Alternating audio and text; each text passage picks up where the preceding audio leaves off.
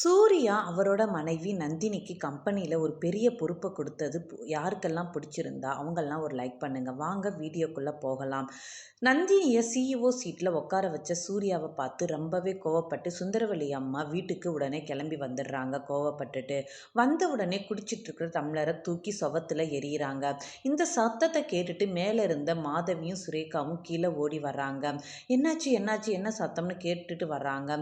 கீழே இருந்த அசோகனை பார்த்துட்டு என்னாச்சு அம்மா ஏன் இவ்வளவு கோவமாக இருக்காங்கன்னு கேட்கும்போது, அதை நான் என்னத்தை சொல்ல மாதவி, கம்பெனியில் பெரிய பெரிய வேலையெல்லாம் நடந்துருச்சுன்னு சொல்கிறாங்க. என்னாச்சுன்னு கேட்கும்போது, சூர்யா மாப்பிள்ளை அவரோட பொண்டாட்டி, அதான் அந்த வீட்டு வேலைக்காரி தோட்டக்காரியை அந்த சிஇஓ சீட்டில் உட்கார வச்சுட்டாரு. அத்தை எவ்வளோ கஷ்டப்பட்டு இந்த கம்பெனியை வளர்த்தாங்க, எவ்வளோ கஷ்டப்பட்டு எவ்வளோ உயரத்துக்கு கொண்டு போனாங்க.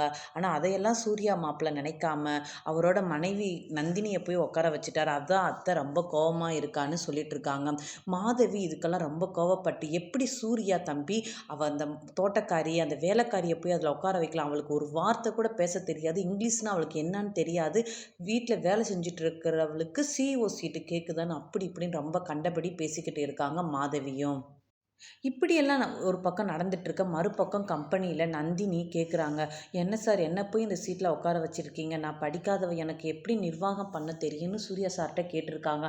அது மட்டும் இல்லாமல் இந்த கம்பெனியை வளர்த்ததே சுந்தரவல்லி அம்மா தான், நான் போய் இதில் எப்படி உட்காரலான்னு கேட்கும்போது சூர்யா, அம்மா தான் இந்த கம்பெனியை வளர்த்தாங்க, ஆனால் இதில் எனக்கும் பாதி பங்கு இருக்குது, நானும் இதில் உழைச்சிருக்கேன், எனக்கு பங்கு இருக்குன்னா உனக்கும் பங்கு இருக்குது நந்தினி, ஸோ அதனால் நீ எனக்கு சார்பாக நீ தான் இந்த கம்பெனி இனிமேல் சிஇஓவாக இருக்கணும், இந்த கம்பெனியை மேலும் நடத்தணும், உனக்கு இங்கிலீஷ் தெரியாதுன்னெல்லாம் கவலைப்படாத, இன்னும் 4 மாதத்தில் உனக்கு நான் எல்லாமே கற்றுக் கொடுக்குறேன்னு சொல்லிட்டு இருக்காரு சூர்யா. உடனே மேனேஜரை சூர்யா கூப்பிடுறாரு, போய் விவேக்கை கூப்பிடுங்கன்னு சொல்லும்போது மேனேஜர் ரொம்பவே முழிச்சுக்கிட்டு இருக்காங்க. என்ன முழிக்கிறீங்க, போய் விவேக்கை கூப்பிடுங்கன்னு சொல்லும்போது, விவேக்கை சுந்தரவல்லி அம்மா காலையிலேயே இந்த வேலையை விட்டு டிஸ்மிஸ் பண்ணி வீட்டுக்கு அனுப்பிச்சிட்டாங்க. ஏன் எதுக்குன்னு கேட்கும்போது, எனக்கு தெரியாது சார், ஆனால் விவேக் சார் இப்போ இல்லைன்னு சொல்கிறாங்க. உடனே சூர்யா மொபைலை எடுத்துட்டு விவேக்குக்கு கால் பண்ணுறாரு. என்ன விவேக் எங்கே இருக்க, ஏன் கம்பெனிக்கு வரலன்னு கேட்கும்போது, எனக்கு அந்த கம்பெனியில் வேலை செய்கிறதுக்கு தகுதி இல்லைன்னு சுந்தரவல்லி அம்மா வந்துட்டு சொல்லிட்டாங்க, அதனால் நான் வேலையை விட்டுட்டு வந்துட்டேன்னு சொல்கிறாங்க.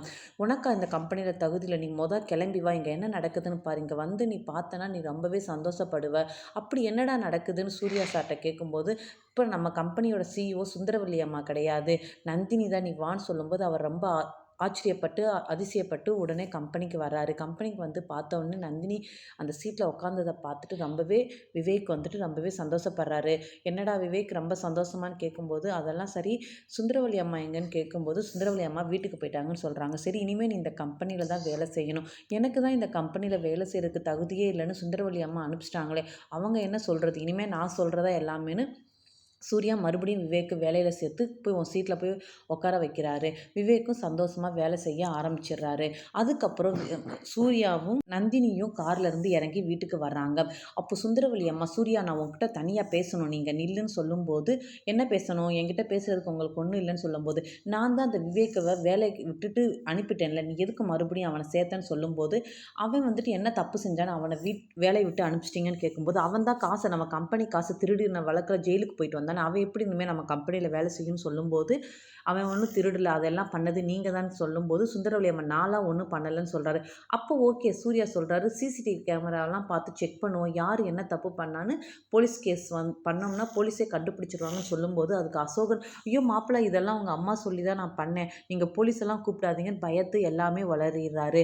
அப்போ சூர்யா, இப்போ தெரிஞ்சுக்கிச்சா யார் எல்லாம் தப்பு பண்ணதுன்னு, நீங்கள் தான் பண்ணியிருக்கீங்க, விவேக் இனிமேல் கம்பெனிக்கு வருவான் அப்படின்னு சொல்லிடுறாங்க. அதுக்கப்புறம் மாதவி, எதுக்குடா இந்த தோட்டக்காரி வேலைக்காரியை போய் சிஇஓ சீட்டில் உட்கார வச்சிருக்கான்னு கேட்கும்போதும், ஏய் மாதவி, இப்படியெல்லாம் என் பொண்டாட்டி தரைக்குறைவாக பேசுனா நீ இனிமேல் இந்த வீட்டில் இருக்க முடியாதுன்னு மிரட்ட ஆரம்பிச்சிடுறாரு சூர்யா சார். அதுக்கப்புறம் எல்லாருமே சைலண்ட் ஆயிடுறாங்க. சூர்யாவும் நந்தினியும் மேலே ஏறி போயிடுறாங்க. இந்த பிடிச்சிருந்தா லைக் பண்ணுங்கள், ஷேர் பண்ணுங்கள், சப்ஸ்கிரைப் பண்ணுங்கள்.